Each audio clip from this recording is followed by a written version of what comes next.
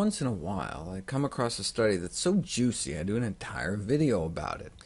It's like my which fruit fights cancer better video, or the best cooking method one, or that one comparing thousands of foods. Well, this is one such study. A group of researchers at U of F, Gainesville, and Penn State set up an elegant experiment. We've known ounce per ounce that herbs and spices have some of the greatest antioxidant activities known, but that's in a test tube. Before we can ask if an herb or spice has health benefits, it's first necessary to determine whether it's bioavailable. This has never been done until now. They could have went the easy route and just measured the change in antioxidant level in one's bloodstream before and after consumption, but the assumption that the appearance of antioxidant activity in the blood is an indicator of bioavailability has a weakness.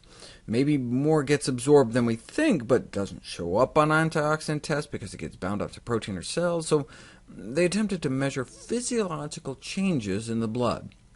They were interested in whether absorbed compounds would be able to protect white blood cells from an oxidative or inflammatory injury, whether it would protect the strands of our DNA from breaking when confronted by free radicals.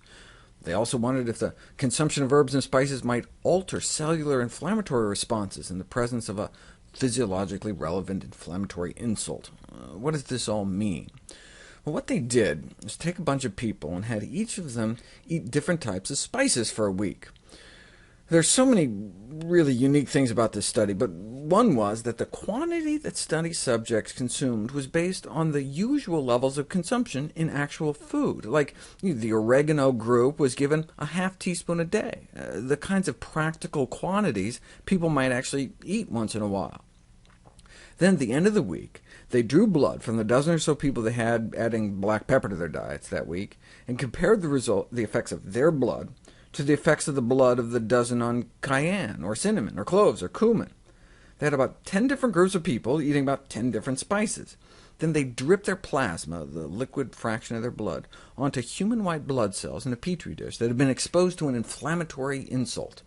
They wanted to pick something really inflammatory, so they chose oxidized cholesterol, which is like what you'd get in your bloodstream after eating something like fried chicken. So they jabbed the white blood cells with oxidized cholesterol, and then measured how much TNF they produced in response.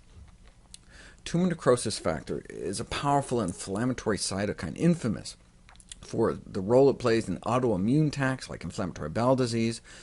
Compared to the blood of those who ate no spices for a week, was the blood of those eating black pepper able to significantly dampen the inflammatory response? No. What about any of these other spices? Cloves, ginger, rosemary, and turmeric were able to significantly stifle the inflammatory response. And remember, they weren't dripping the spices themselves on these human white blood cells, but the blood of those who ate the spices. And so it represents what might happen when cells in our body are exposed to the levels of spices that circulate in our bloodstream after normal daily consumption. Not megadoses in some pill, just the amount that makes our spaghetti sauce taste good, or our pumpkin pie, or curry sauce. There are drugs that can do the same thing. Tumor necrosis factors are such major mediators of inflammation and inflammation-related diseases that there are these TNF-blocking drugs on the market for the treatment of inflammatory diseases like osteoarthritis, inflammatory bowel disease, psoriasis, ankylosing spondylitis, which rake in, collectively, more than $20 billion a year, because drug companies charge people $15,000 to $20,000 a year for the drug. At that price, the side effects better be hugs and rainbows, but no, these drugs carry a black label warning because they can cause things like cancer, heart failure. If only there were a cheaper, safer solution. Curcumin, the yellow pigment in turmeric, a spice that's a tad cheaper and safer. But does it work outside of a test tube?